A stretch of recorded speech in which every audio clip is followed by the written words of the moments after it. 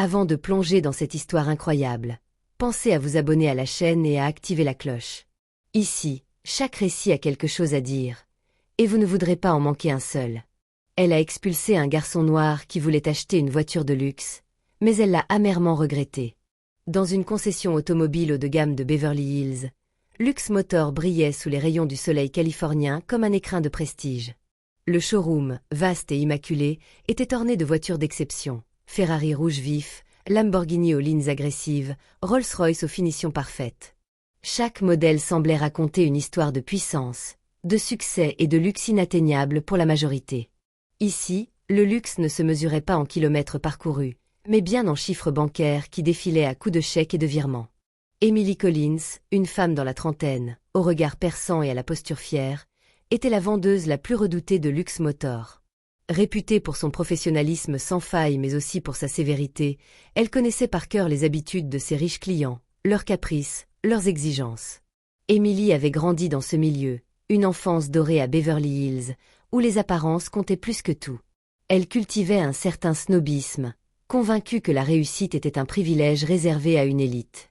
Ce mardi matin-là, le showroom était calme, baigné d'une lumière douce filtrant à travers les immenses baies vitrées. Les rares clients parcouraient les allées, admirant les voitures comme on contemple des œuvres d'art.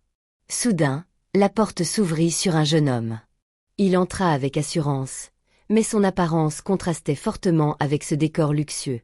Jason Turner, 25 ans, était vêtu simplement, un jean usé, un t-shirt basique, une veste légère. Il ne portait ni montre de luxe, ni chaussures de marque, aucun signe extérieur de richesse. Sa peau noire et son sourire franc semblaient presque hors de propos dans cet univers figé. Jason avait grandi à Détroit, dans un quartier modeste où la vie était une lutte quotidienne. Mais il avait un rêve bien précis, un objectif clair, posséder un jour une voiture de luxe. Pour lui, cette voiture n'était pas seulement un véhicule, c'était le symbole d'une réussite personnelle, le fruit d'un combat contre un destin difficile. Il s'avança vers le comptoir avec un sourire calme, mais déterminé. « Bonjour, je voudrais voir les modèles disponibles. Je cherche une Ferrari. » Sa voix était posée, pleine d'espoir. Emily le dévisagea, surprise, puis presque avec mépris. Son regard glissa sur sa tenue, son allure simple, puis se fixa sur ses mains, comme pour chercher une preuve de son statut. « Vous êtes ici pour rêver ou pour acheter ?» demanda-t-elle sèchement, la voix tranchante. « Parce que si vous n'avez pas les moyens, je vous conseille de ne pas perdre mon temps. » Le silence s'installa quelques secondes, lourd de jugement. Jason, sans perdre son calme, répondit. « Je travaille dur. J'ai une entreprise et je suis prêt à faire un achat sérieux. » Mais Emily, influencée par ses préjugés et ses certitudes, ne le laissa pas poursuivre. Elle demanda froidement à voir ses relevés bancaires et tous ses justificatifs financiers. Jason répondit avec dignité. « Je préférerais discuter d'abord des modèles, de ce que je recherche, avant d'en arriver là. » Mais Emily, implacable, le coupa net. « Je vous demande de partir. Nous ne vendons pas aux rêveurs ici. » Autour d'eux, plusieurs clients avaient arrêté leur conversation et regardaient la scène, certains embarrassés, d'autres complices du jugement silencieux. Jason baissa les yeux, le poids de l'humiliation lui serrant la gorge. Pourtant, au fond de lui, une flamme brûlait encore, plus vive que jamais. Il tourna les talons et sortit, laissant derrière lui le luxe, le mépris, mais aussi sa détermination intacte. Malgré l'humiliation cuisante subie chez Lux Motor, Jason Turner ne laissa jamais son rêve s'éteindre. Plutôt que de se laisser briser par le mépris, il transforma cette expérience en carburant pour sa détermination.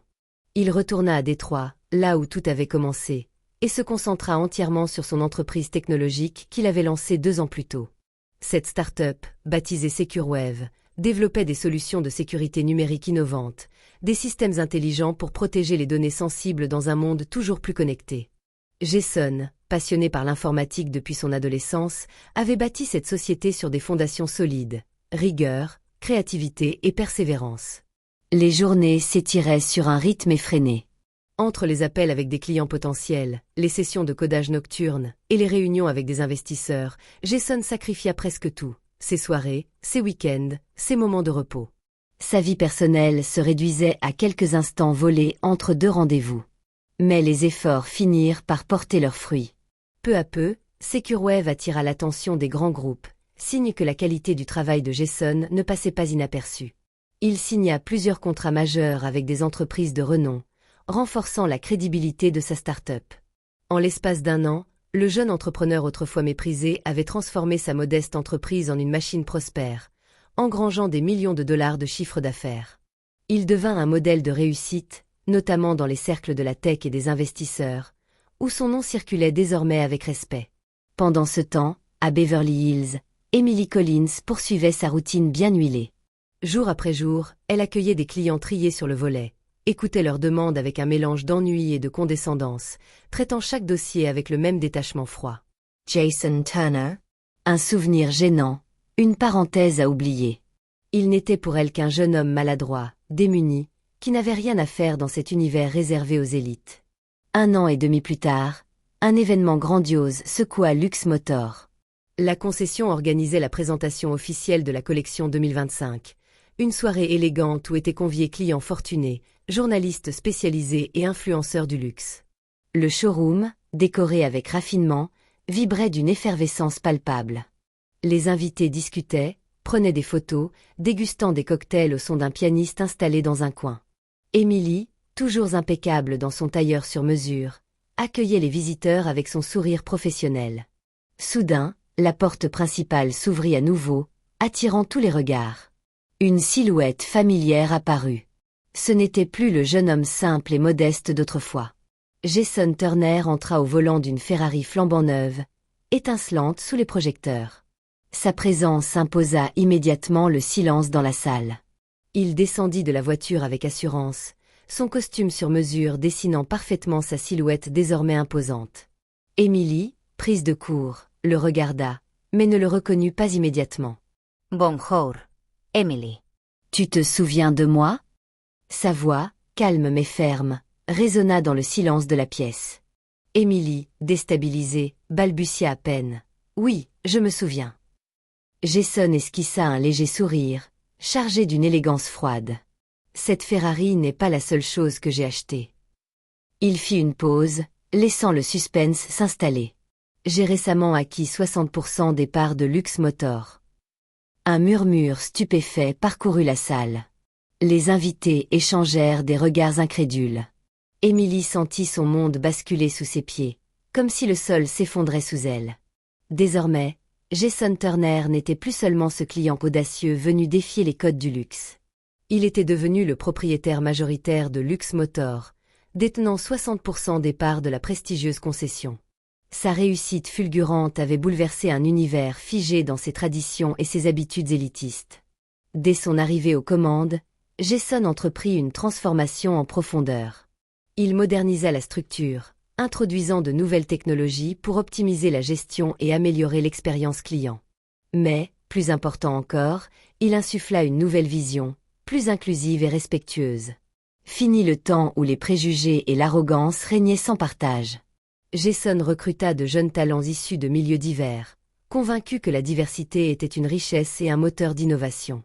Il mit en place des formations pour sensibiliser l'équipe à la diversité et à l'inclusion, brisant les codes figés d'une concession autrefois réservée à une élite très fermée. Emily Collins, elle, vivait une expérience bouleversante. L'humiliation qu'elle avait infligée à Jason lors de leur première rencontre lui pesait désormais lourdement.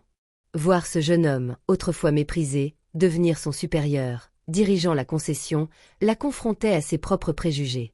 Chaque matin, elle franchissait les portes de Lux Motor avec une certaine amertume, mais aussi avec la nécessité d'accepter cette nouvelle réalité. Elle devait désormais travailler sous les ordres de Jason Turner. Peu à peu, Emily commença à réaliser à quel point son jugement hâtif avait failli lui coûter cher, non seulement professionnellement mais aussi humainement.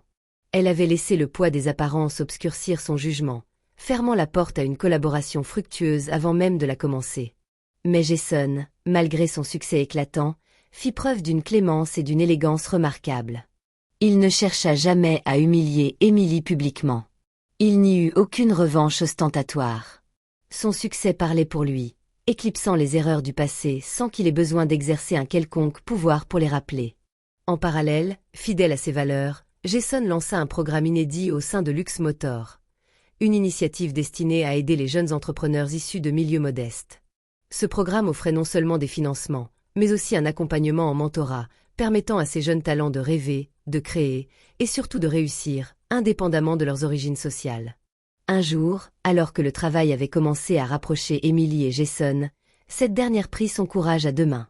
Elle demanda à le rencontrer en privé, souhaitant s'excuser sincèrement pour son comportement passé. « Jason, je tiens à te présenter mes excuses. J'ai eu tort de te juger aussi vite, et je regrette la manière dont je t'ai traité. » Jason la regarda, son regard empreint de sérénité. « Emily, ce qui compte, ce n'est pas d'où l'on vient, mais où l'on va. Le vrai luxe, ce n'est pas une voiture ou une montre, c'est la persévérance, le respect et la capacité à apprendre de ses erreurs. » Ce moment fut un tournant. Entre eux s'installa un respect mutuel, fruit d'une leçon partagée et d'un chemin parcouru. Emily, transformée, devint rapidement l'une des meilleures vendeuses de la concession. Son attitude changea radicalement. Elle accueillait désormais chaque client avec attention, quel que soit son statut ou son apparence. Elle comprenait que derrière chaque visage pouvait se cacher une histoire, un potentiel, un rêve. Quant à Jason, il poursuivit son ascension avec humilité et détermination. Son parcours inspirait désormais des milliers de jeunes, leur montrant qu'avec du travail, de la foi en soi et un esprit ouvert, il était possible de briser les barrières, de réinventer les règles et surtout de croire en un avenir meilleur malgré les obstacles.